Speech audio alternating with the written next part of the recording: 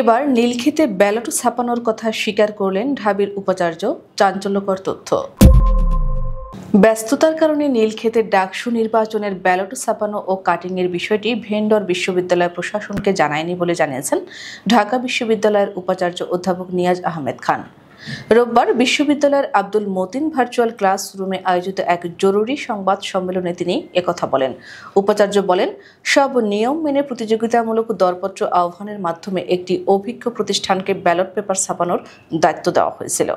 Record সংখ্যক voter ও প্রার্থীর বিবেচনায় দ্রুততম সময় নির্ধারিত পরিমাণ ব্যালট ছাপানোর স্বার্থে আমাদের মূল ভেন্ডরের সঙ্গে আলোচনা করে সমযোগ্য একটি সহযোগী প্রতিষ্ঠানকে একই টেন্ডারের অধীনে কাজে সম্পৃক্ত করার অনুমতি দেওয়া হয়। নীলক্ষেতে ব্যালট ছাপানোর তথ্যটি বিশ্ববিদ্যালয় প্রশাসনকে উক্ত সহযোগী ভেন্ডর অবহিত করেনি। তিনি বলেন, ভেন্ডর প্রতিষ্ঠান জানিয়েছে সহযোগী প্রতিষ্ঠান নীলক্ষেতে 22 রিম কাগজ দিয়ে 88,000 ব্যালট ছাপায়, যা থেকে প্রিন্টিং, কাটিং, প্রি স্ক্যান পর্ব শেষে নির্দিষ্ট পরিমাণে ব্যালট প্যাকেটে সিলগালা করে 86,243টি ব্যালট সরবরাহযোগ্য করা হয় এবং অতিরিক্ত ব্যালটগুলো প্রচলিত পদ্ধতিতে নষ্ট করে ফেলা হয়। তিনি আরও বলেন, ভেন্ডর আরও জানায় যে নীলক্ষেতে কাটিং শেষে প্রি স্ক্যান ও পরবর্তী কার্যক্রমের জন্য তারা তাদের মূল অফিসে এনে প্রি স্ক্যান সম্পন্ন করে নির্দিষ্ট পরিমাণে প্যাকেটে ভরে সিলগালা করে বিশ্ববিদ্যালয়কে সরবরাহ করে। তারা ব্যালট প্রস্তুতকরণ প্রক্রিয়ায় ও আনা নেওয়ার চুক্তি মোতাবেক সর্বোচ্চ নিরাপত্তা নিশ্চিত করেছে। ব্যস্ততার কারণে কর্তৃপক্ষকে তারা নীলক্ষেতে ব্যালট প্রিন্টিং ও কাটিং এর বিষয়টি জানাতে ভুলে যায় বলে স্বীকার করে। উল্লেখ্য, ঢাকা বিশ্ববিদ্যালয় কেন্দ্রীয় ছাত্র সংসদ নির্বাচনে ব্যবহৃত ব্যালট পেপার নীলক্ষেতে ছাপানো হয়েছে বলে অনুসন্ধানে উঠে এসেছে। অথচ বিশ্ববিদ্যালয় কর্তৃপক্ষ দাবি করছে সর্বোচ্চ গোপনীয়তায় উন্নত প্রযুক্তির প্রেসে এসব ব্যালট পেপার ছাপানো হয়েছে।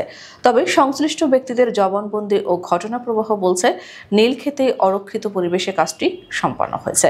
নির্বাচন কমিশনের ব্যাখ্যায় বলা হয়, গাউসুল আজম মার্কেটে ব্যালট ছাপার কোনো সুযোগ নেই। প্রধান রিটার্নিং অফিসার মোহাম্মদ জসিমউদ্দিনও একই কথা জানান। নীলক্ষেতের জালাল প্রেসে ডাকসুর ব্যালট ছাপা হয়েছে। প্রেসটির মালিক মোহাম্মদ জালাল স্বীকার করেন, তিনি ব্যালট পেপার ছাপার কাজ পেয়েছিলেন মোহাম্মদ ফিরদৌস নামের এক ব্যক্তির মাধ্যমে। তার ভাষ্য, 3 দিনের মধ্যে কাজটি শেষ করে 7 সেপ্টেম্বর সরবরাহ করা হয়। খোলামেলা অবস্থায় প্রেস চালু থাকাকালীনই ব্যালট ছাপানো হয়। ব্যালট ছাপার পর কাটা হয় মক্কা পেপার কাটিং হাউসে। দোকানের মালিক জানান, ফেরদৌস নামের একজন কাজটি নিয়ে এসেছিলেন।